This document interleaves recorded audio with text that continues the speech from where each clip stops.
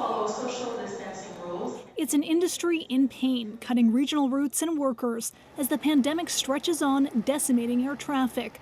But sources say the government is close to reaching a deal with airlines to help.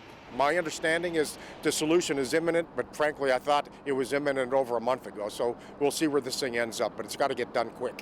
Jerry Diaz represents 15,000 airline workers. He says talks with the government are over a $7 to $9 billion package in low-interest loans for the industry.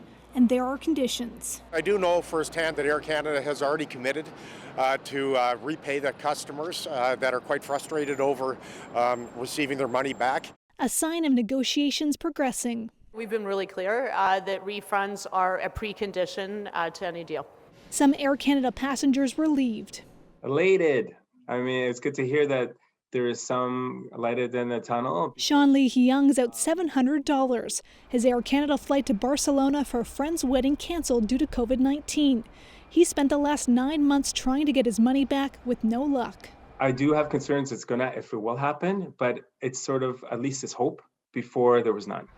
The Business Council of Canada's concerns are that Canadian airlines are falling behind other countries where governments have already provided packages and say that could hurt customers later. I think it's really, really important that Canadians are aware that the choices that they had before, the price competitiveness that they had before, will not be there for them the more these airlines are on life support.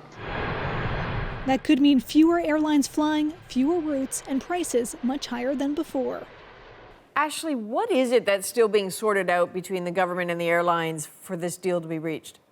Well, Adrienne, these talks are confidential. Airlines, including Air Canada, say they cannot comment publicly. But sources say that while the talks are progressing, there are still points of tension, including WestJet wanting the government to release plans about restarting the industry once it's safe to do so, something that the government has been reluctant to do because the future of the industry is unclear. Now, the Globe and Mail has also reported the government has asked for some sort of equity stake in companies in exchange for these loans, meaning that it could own a percentage of the business. Interesting. Ashley Burke in Ottawa. Thanks, Ashley. Thank you.